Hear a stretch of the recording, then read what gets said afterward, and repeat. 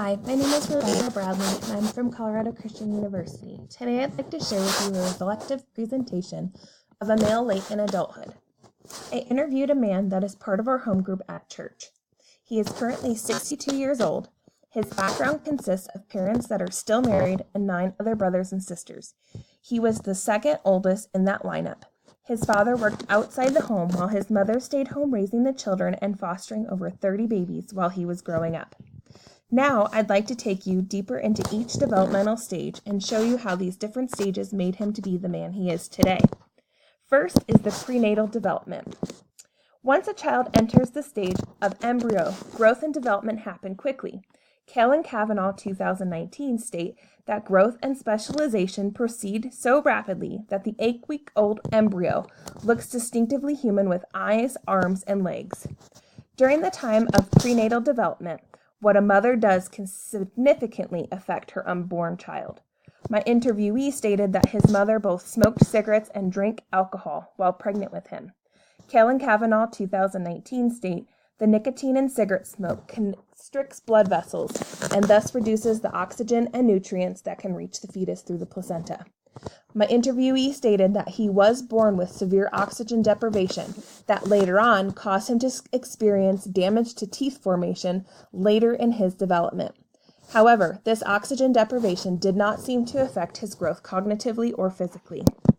The next stage is the early developmental stage. My interviewee claims that he reached all the early motor sensory milestones averaged to the custom norm. Kell and Kavanaugh 2019 suggests that this norm, when they state, by about 5 months of age, most babies have rolled from back to front and can sit upright with support. By 7 months, infants can sit alone, and by 10 months, they can creep. A typical 14-month-old is able to stand alone briefly and walk with assistance. However, he did state that at time there was not a balanced diet because there were so many children in the home. Food went fast, and sometimes there was only one item in the food group for them to eat. Meat portions were very small.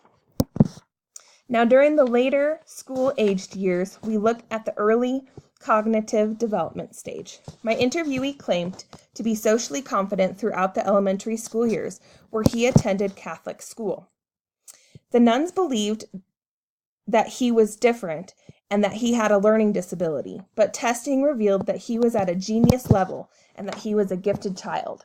Kell and Kavanaugh cite that gifted children and adults tend to be more mature than their peers and have fewer emotional problems.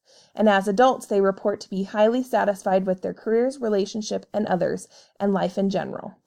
He stated that he was very self-motivated and always wanting to learn more.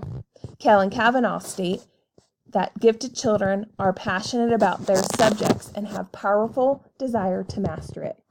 Both these statements were proved to be true, as you will see later in his development. Now we look at family influence. Although this is not considered a developmental stage, it plays a large role in the developmental process. His parents were devout Catholics and raised their children to be very active in the Catholic Church. This gave my interviewee a strong moral compass. Being part of a large family caused my interviewee to have distance between siblings and therefore was not overly connected with them. Thirdly, his parents did not treat him differently, knowing he was gifted, and this may be due to his parents being insecure.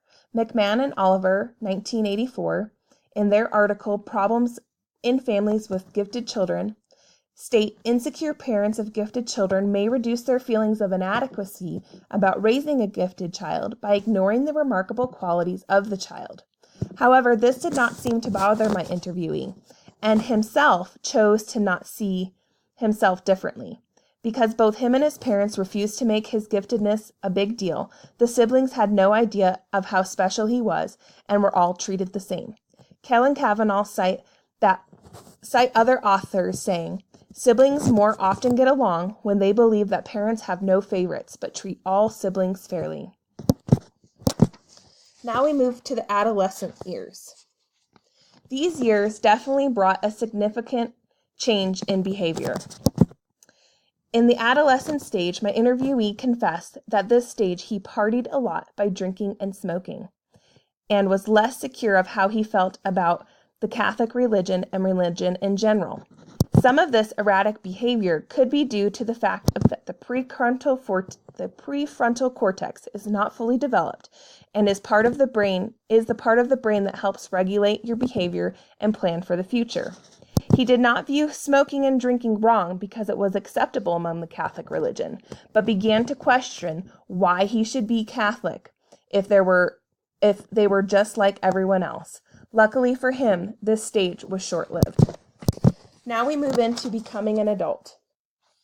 Through all of his questioning, finally he gained answers. When he reached the age of 17, he found a relationship with Jesus and became a Christian.